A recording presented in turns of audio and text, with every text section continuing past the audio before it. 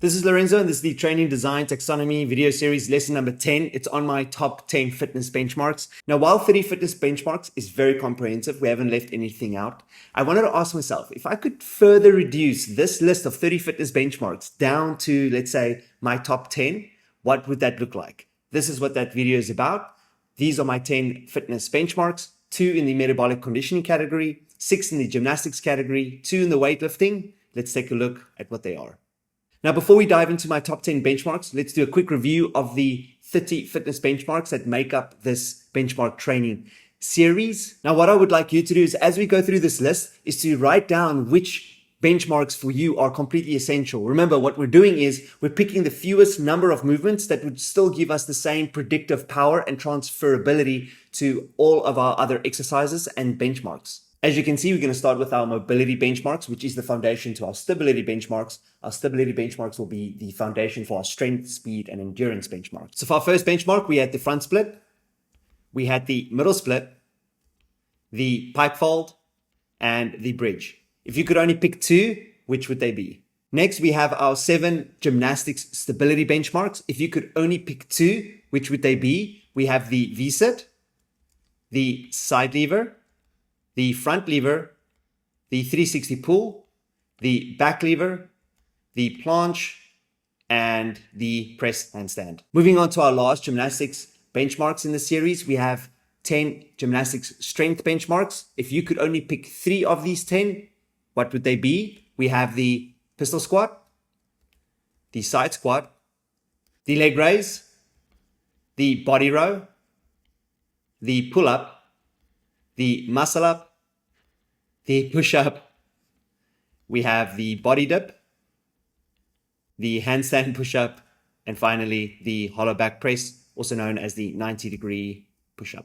Our top 3 weightlifting strength benchmarks are the back squat, the deadlift, and the overhead press.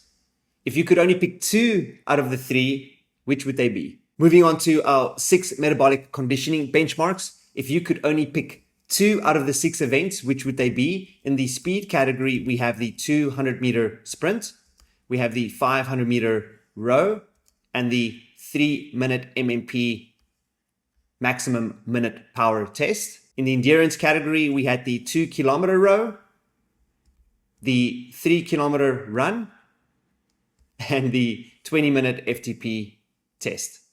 Okay, moving on to the final reveal. These are my top 10 fitness benchmarks out of a total of 30. Remember, my goal was if I could reduce the 30 most comprehensive fitness benchmarks to only 10, meaning these would be 30% of benchmarks that would represent at least 90% of the transferability or predictive power of the total 30, what would they be? In the gymnastics category, remember there was a total of 21. I've only selected 6.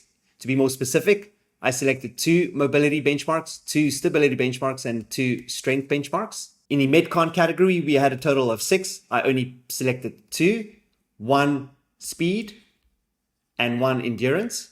In the weightlifting category, there were a total of 3 strength benchmarks. I only selected 2. Okay, so are you guys ready for my top 10? You should have your top 10. Let's see how they match. If you want to understand the logic behind my selection, make sure to read the description below. So for my first 2 benchmarks, starting with the foundations, out of a total of 4 mobility benchmarks, these are my top 2. We have the middle split and the bridge. Out of a total of 7 stability benchmarks, these are my top 2. We have the V-sit and the 360 pull. And for my last 2 gymnastics specific benchmarks, out of a total of 10 strength benchmarks, these are my top 2. We have the pistol squat and the muscle up.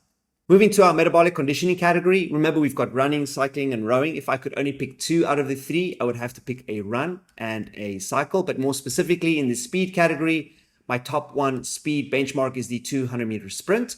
And in the endurance category, it would have to be the 20-minute FTP cycling event. As for our last 2 benchmarks in the weightlifting category, again, if you could only pick between the back squat, the deadlift, and the overhead press, but in this context, my top 2 are the following: the deadlift and finally the overhead press. So in summary, my top 10 out of a total of 30 possible fitness benchmarks are 6 in the gymnastics category, 2 mobility, 2 stability, and 2 strength, 2 in the metabolic conditioning category, 1 speed and 1 endurance. And finally, in the weightlifting category, giving us a total of 4 strength benchmarks, we have the deadlift and the overhead press.